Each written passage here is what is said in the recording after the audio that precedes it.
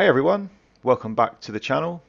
I am just another sim guy, and today I'm going to ask the question, is Raceroom the best free sim racing content that you might be missing out on? And in the background you'll see some of the free content running that I was doing in BR, one of the open wheelers and also one of the tin tops on two examples of the free tracks, just to whet your appetite. I'm going to briefly discuss why I think you might be missing out on the sim, what the potential upsides I think there are to Raceroom, and some of the barriers and downsides. And by the end of the video, you'll know if Raceroom is worth your time to try.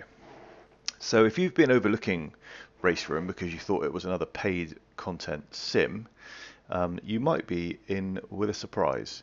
There is a lot of high quality cars and tracks that you get access to completely free of charge straight off the bat.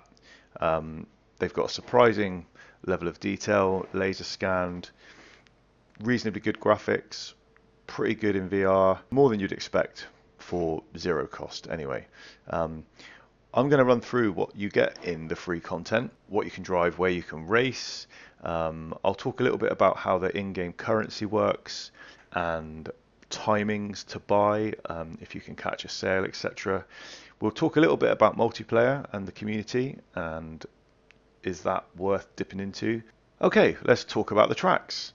There are 5 locations that you can try. A couple of fictional circuits, Lakeview Hill Climb and the Raceroom Raceway, and a couple of real circuits from around the world, Portimao Circuit, Sepang International, and Stowe. In terms of the cars, there's actually 13 cars that you get access to for free. There's a Judd V8, the hill climb car. There's an Aquila CR1 Sports GT. There's a Canhard R51 and R52, which is their Silhouette series. There's 2 Cougar cars. There's 2 DMD P20, a P1 and a P2 type car. There's a Mistral M530, which is a P1 and a P2 variation car. There's Formula Raceroom Junior, which is a Formula Ford style open wheeler. There's a Lada Vesta, which is a touring car, and there's a Celine S7R, which is a GTR1 car. So there's plenty to get your teeth into, plenty to try. You can download it, you can try these for free. There'll be time trials, there'll be events that sometimes use the base content, but there's no time limit. You can try this out for as long as you want, and if you don't buy anything else, so be it. You can dip in and out. Some of the benefits of the sim compared to other options in the market, obviously free is the biggest one. You can try it out. The physics are pretty good. The physics are pretty sound. Often users praise the quality of the sound. I really like the fact that when you go off track, the effect of the bits of gravel and debris hitting the underside of the car do sound quite good. Tire effects sound quite good. Engine can be up and down in different cars in different classes, but overall pretty good. The force feedback is always praised and has been updated recently, so that's always pretty good. And the graphics engine, whilst it is quite old, has been updated in the last 12 months. So that also, whilst can look a bit dated, even when fully optimized, and can be a bit hungry for some systems, it's by far not the worst out there. Their paid content system uses a virtual currency, which is very convoluted. You buy the credits can vary in price depending on when you can catch them. You use those credits to buy the content. Don't know why they've always done it this way. Everybody says it's probably one of the worst things about Raceroom. On the plus side, you can find Black Friday sales, you can find summer sales where they offer you all of the content at a massive reduction. I think once in a while you can buy all the content for like 90% off, and you get everything that is live at that point. But on the plus side, if you want to buy content, another thing you can do is you can test drive. You can completely test drive unlimited. They also do some really good bundles, starter and premium packs, which can help sort of spread your virtual currency further.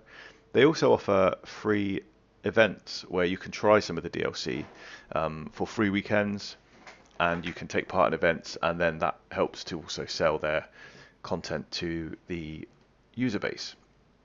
So when you do start exploring the paid content, assuming that you get that far and you want to dabble, there's some really, really good content in Raceroom. And whilst you've got the big names and the regulars like Silverstone, Monza, Spa, Brands Hatch, Nürburgring, all the sort of staple sim stuff that you would expect and you would miss if it wasn't there, there is a lot of weird and wonderful vehicles and a lot of unusual tracks from around the world, some of which you won't find in any other sims.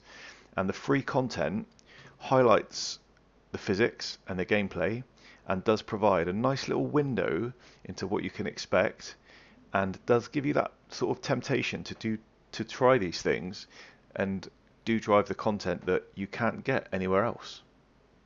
Now, over the last couple of months, I've optimized my VR a little bit better. I had trouble getting that working well.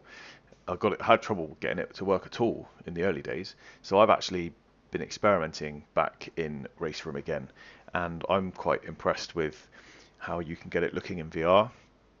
I've got a lot of content that I bought many years ago, so whilst I haven't got a lot of the new stuff, I did take advantage of one of their sales when I was playing on a flat screen and bought a hell of a lot of content, and I've yet to try much of it, so I'm looking forward to making some new videos and showcasing some of that to you guys too. Now let's talk about multiplayer and single player. For AI, some say that Raceroom can't be beaten. The adaptive AI, they call it, is designed to constantly track your race pace, and as you use different content and go on different tracks, it should always ensure that the field you're racing against gives you a close and competitive race. The AI does a lot less strange behavior than can be said for other sims. They do give you decent battles, they will push past, they will protect their line. Again, it can vary between cars and race line splines on different tracks, some better than others, but you don't seem to get that sort of on rails approach that some sims have, where if you're in their way, they're just going to drive right through you and they're going to take you out. It can be really enjoyable, and I've had some great battles against AI on many tracks. Now, in terms of the online multiplayer, Europe has a semi-decent level of activity at certain times, but overall the population of the online community and the numbers that you'll see is very, very low compared to things like iRacing, AC and ACC. It's just one of those things. It's never really taken off, and it is one of the biggest drawbacks of the Raceroom sim. If you're looking for an online sim with packed lobbies, lots of competitive racing, and the ability to always get a race if you've got an hour to spare and you can nip in, you might be disappointed. So just going back to the content again, for me it's a really good mix for free, a nice little open wheeler to get stuck into, and some of the tin tops are sort of mid-range GT level cars with a good amount of traction and a bit of, you know, enough speed to be exciting. So it really is enough to get you started. So to give you a bit of a summary on where I think we're at and what I think are the main plus points and minus points for Raceroom, I think there's a really healthy chunk of free, high quality content. You can get it looking really good in VR. There's some good circuits, a range of cars. I think the AI is great to race against. The in-game currency does allow for flexibility, although the purchasing of it can be a little bit convoluted, but you can get it really cheap if you're prepared to wait for the right time. The force feedback is great. The single player experience is great. You can set up race weekends, you can set up single races, you can set up championships. There's unlimited testing of content that you might look to buy. There is an online ranking system, however, we've already discussed the fact that that is quite quiet at times. Some of the downsides, the graphics engine can be a little bit hungry for older systems, and the graphics don't look as crisp, especially in VR, if you compare it to something more modern and optimized like AMS2, which is almost like the baseline of all good VR. It's not going to look like that, but they do have some updates planned. And I think in summary, for me personally, it's a good balance of everything is pretty good. It doesn't do much outstanding, but the feedback is pretty good. The graphics are good, the sound's good, the little things. It's got a little bit of transition in terms of weather. It doesn't have night and stuff, but you can do different times of the day. So the lighting's okay. The graphics in the mirrors is pretty good. It's quite immersive. I find it quite off-putting to have horrible, blocky, jagged graphics in the mirrors. So I think on the whole, it's for me, it's a 7 out of 10 for me. But is it one of those things where you just get what you pay for? And with so many other new options out there, has Raceroom's time passed us by? Is that your opinion? Is it too late to try? Okay, I would encourage you to give it a try. Let me know what you think. Download it for free, test the content. If you give it a go, come back and let me know in the comments what you think. If you've already tried it and you've dismissed it, was this some time ago? Has there been a graphics update or a force feedback update that you've perhaps missed out on? Is it worth another go? Perhaps with regards to the online multiplayer, there's just too many options out there now, and the sim racing player base is just too truly diluted. We've got the likes of iRacing and ACC. We've got LMU, which is taking off. We've got lots of new sims on the horizon. AMS2 can be quiet at times online, and has Raceroom perhaps had its time and people just won't go back to it because they're put off by the age of the sim? And whilst updates are promised, by the time we get into 2025 later in the year and 2026, we've got Evo, we've got LMU taking off, Rensport, Project Motor Racing, and there might be other things that the industry is going to throw at us over the coming years. iRacing's constantly updated and is always praised for its online community. So perhaps Raceroom has just had its day. But do let me know what you think. I hope you've enjoyed the video and there's been some interesting points raised. I'd love to get your feedback. So don't forget to leave a like and a sub on the way out if you've enjoyed what you've heard, and let me know your thoughts before you leave. Have a good day, everyone. I look forward to seeing you out there on the track. I've been just another sim guy, and you've been fantastic.